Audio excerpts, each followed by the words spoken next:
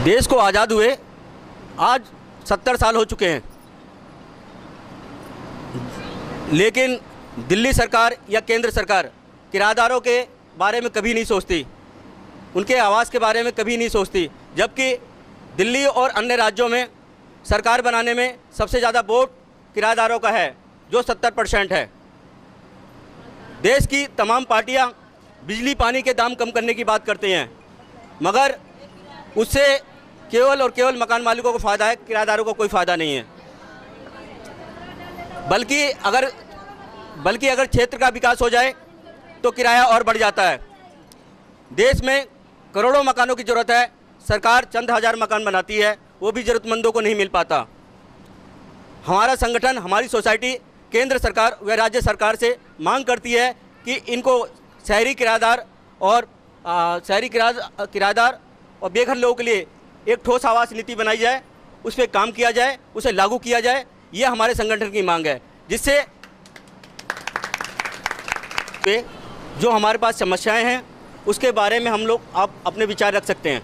मैं पूछना चाहूँगा माता जी को, जो आज 70 साल के आसपास हो रही हैं, क्या समस्याएं किराएदारी के रहते हुए? 16 साल हो गए। बच्चा हमारा अपना नाम बताइए। संतोष चावला। कहाँ रहते हैं आप? संत नगर में। संत नगर में। हाँ। कितने सालों से आप किराए पे हैं? 16 साल। अपनी समस्याएं कोई किराएदारी के रहते हुए वो बताइए। परेशानी है, किराए पे रह रहे हैं, लड़का ऑटो चलाता है, कोई काम नहीं है, परेशानी है बच्चों के लिए, बच्चों का यही परेशानी है। और बताएं इसको क्या परेशानी किराएदारी के रहते हुए?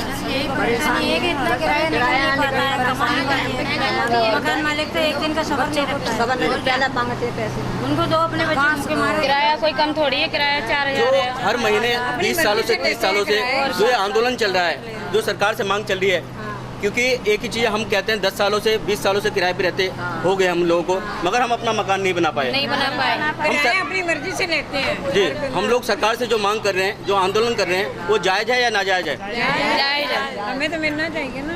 बच्चे परेशान है। सस्ते आवासों की मांग जो चल रही है, उसके बारे में आप क्या कहेंगे? जो सस्ते आवासों के बारे में बताया जा रहा है कि हम सरकार से ये चाहते हैं कि हमें सस्ते आवास दिए जाएँ, और जो हम वोट देते हैं और टैक्स देते हैं उसके बदले हमारे सब्सिडी दी जाए, छूट दी जाए।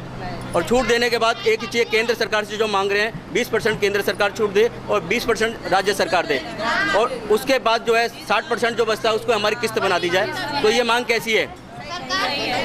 सही है, बताइए। नहीं करते हैं, बच्चे लेके हम लोग यहाँ झेलती हूँ इतने साल से, और मकान मालिक इतना बिजली के बिल लेते हैं, पानी के बिल लेते हैं, ऊपर से 2000 किराए लेते हैं। बच्चे लेके हम लोग यहाँ मर रहे हैं कि वो सरकार कुछ नहीं करते हैं। खाने को ना हो, बच्चों के भविष्य पे क्या फर्क पड़ता है, इसके बारे में कौन बताएगा आप लोगों को? खाने के पैसे अपने बच्चों के लिए कुछ कर नहीं पाते, जो सोचते हैं, जो जितनी सुविधाएं देना चाहते हैं किराए की वजह से नहीं दे सकते।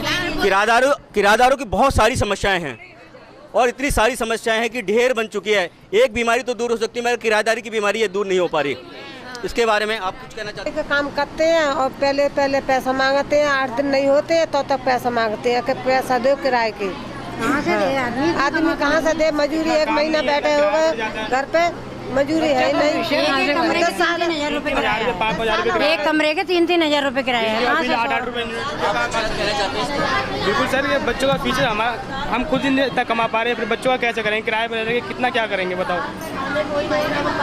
20 साल हो गए रहते हुए दिल्ली में, अभी तो मकान। मेरा नाम लता है, और मैं ये कहना चाहूँगी कि आज के टाइम में हर एक किराएदार परेशान है। हर इंसान चाहता है कि उसको उसके लिए छत मिले, लेकिन क्या करे, सरकार हमारी नहीं सुनती है। हम सरकार से हर बार यही गुहार लगाते हैं कि हम लोगों के बारे में भी सोचे, पर हम क्या करें, हम मजबूर हैं। अब 20 तारीख को हमारी रैली है, हम मोदी जी से यही कहना चाहेंगे कि हमारी सुनिए। हम गरीब हैं तो क्या हुआ, हम भी समाज में आपको वोट दे के जिताते हैं, हम भी समाज का हिस्सा हैं।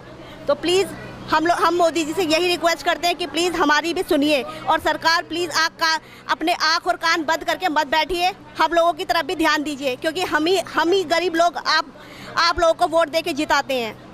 हम भी सोसाइटी का हिस्सा हैं, जिससे सभी लोगों को, सभी किराएदारों को आवास मिल सके। मोदी जी ने 2022 तक के लिए बोला है कि सभी किराएदारों को मकान देंगे।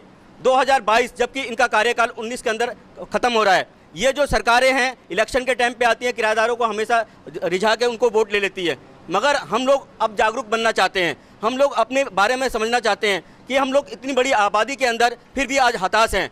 हमारे लोग क्या समस्या है, क्या परेशानी है, ये सरकार कभी नहीं सोचती। तो हम मोदी जी से कहते हैं, अभी रैली है हमारी 20 नवंबर की, उसके लिए मैं चाहता हूँ सभी क्षेत्र से, सभी दिल्ली से और दिल्ली से बाहर से भी लोग, तमाम लोग आएंगे, बसें आएंगी, तो उसको ज़्यादा से ज़्यादा लोगों को हमें जागरूक करना है और मोदी जी से ये कहना है कि अब हमारे को बहलाना बंद करें। हम वोट उसको देंगे जो हमारे अधिकारों की बात करेगा, जो हमारे लिए ठोस आवाज़ नीति बनाएगा। हम लोग सरकार से मांग रहे हैं, जो मांग रहे हैं वो अपना हक मांग रहे हैं। रोटी, कपड़ा और मकान पे हमारा हक बनता है सरकार के ऊपर, और वही हम मांग रहे हैं। यही मैं अपनी सोसाइटी की तरफ से कहना चाहता हूँ कि समाज को एकजुट करिए। आने वाले टाइम में 2 अक्टूबर गांधी जी का दिन है, उस दिन हम पूरे दिल्ली के अंदर इस तरह से माहौल बनाना चाहते हैं कि गांधी तेरे देश में किराएदार परेशान है, गांधी तेरे देश में किराएदार परेशान है। मैं सरकार को जगाना चाहता हूं और कहना चाहता हूं कि गांधी जी, आपका तो देश है, हमारा भी देश है, मगर किराएदार ही क्यों परेशान है।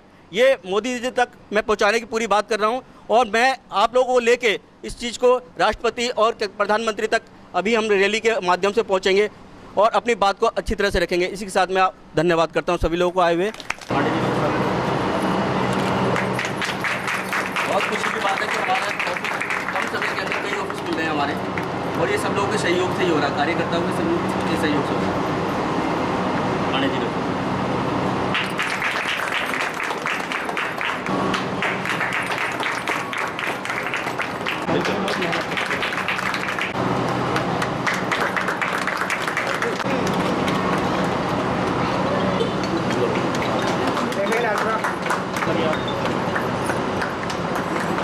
कल तो नहीं आ पाएंगे क्योंकि ऐसा मीटिंग है हमारी। देखना